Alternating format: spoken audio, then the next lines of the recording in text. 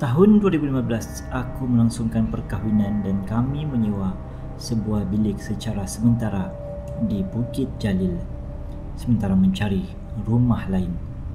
Isteriku juga seorang anak kapal sepertiku. Jadi, kami sedia maklum dengan jadual penerbangan masing-masing dan kerap kali tidak berpeluang berjumpa di rumah memandangkan masing-masing mempunyai jadual penerbangan yang berlainan. Pada hari kejadian, isteriku berada di rumah menanti kepulanganku. Walaupun jam sudah melepasi 12.30 malam, kami telah berjanji untuk keluar makan lewat malam bersama. Aku yang baru saja touchdown dari penerbangan bergegas ingin pulang ke rumah. Oleh kerana bukan malam minggu, jalan agak lengang memudahkan perjalananku memandu sedikit laju.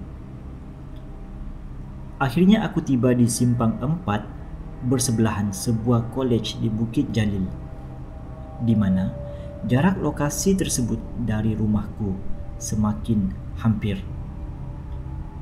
Sedang aku memandu perlahan menyusuri jalan ke arah rumahku, aku terlihat seakan-akan kain kotor yang dibungkus dalam keadaan terbaring di tengah jalan. Jarak aku semakin hampir dengan bungkusan itu. Sedikit pun tidak terlintas dalam fikiranku apa-apa yang menyeramkan. Sampailah aku cuba mengelak dari melanggarnya. Tiba-tiba bau kapur barus memenuhi ruang di dalam keretaku, disulami dengan perasaan terkejut dan meremang. Ah, sudah, dia datang pula. Aku mula memecut tanpa menghiraukan isyarat lampu trafik.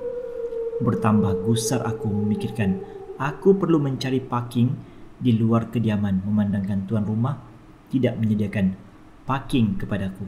Aku berlari anak sambil menarik beg naik ke rumah. Sampai saja di rumah, aku mengambil keputusan untuk tidak memberitahu isteriku bagi mengelakkan rasa takut dalam dirinya. Program asal untuk keluar juga aku batalkan dengan alasan aku kepenatan. Di dalam bilik mandi, aku terbayang-bayang apa yang aku lihat tadi.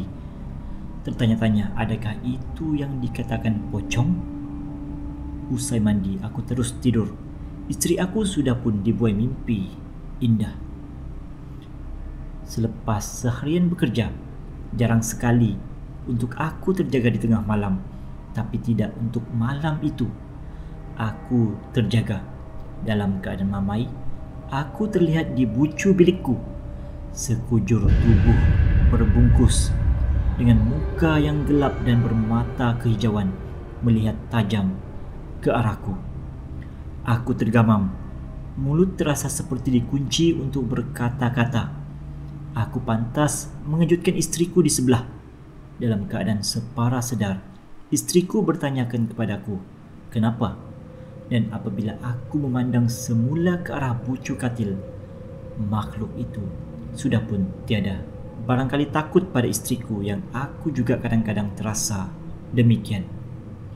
Aku menyuruh isteriku untuk sambung tidur semula. Setelah agak beberapa lama, mataku seperti digam. Tidur seperti tiada apa-apa yang berlaku. Aku terjaga buat kali kedua, dan kali ini dia berada betul-betul di atas muka aku, melekat rapat di atas siling dengan dibaluti kain yang lusuh dan melayang-layang tepat melihat ke arahku. Aku beristighfar panjang dan melaungkan Allahu Akbar. Seraya dengan itu isteriku terjaga. Ingin saja aku menceritakan kepadanya, tapi khawatir jikalau ia memberi kesan kepada isteriku. Sekali lagi aku hanya memberitahunya, aku bermimpi. Aku terus bangun dan mengambil wuduk. Aku membiarkan lampu tandas bilikku menyala. Aku duduk di tepi katil, membuat konklusi sendiri. Barangkali benda ni mengikut aku dari luar tak? Lepas dari kejadian ini, aku akan pastikan bilik aku sentiasa gelap untuk memudahkan aku tidur. Namun semenjak kejadian tersebut, aku akan tidur dengan satu lampu kecil dibiar menyala, supaya aku boleh memerhati kalau ada yang melihatku dalam diam. Sekian.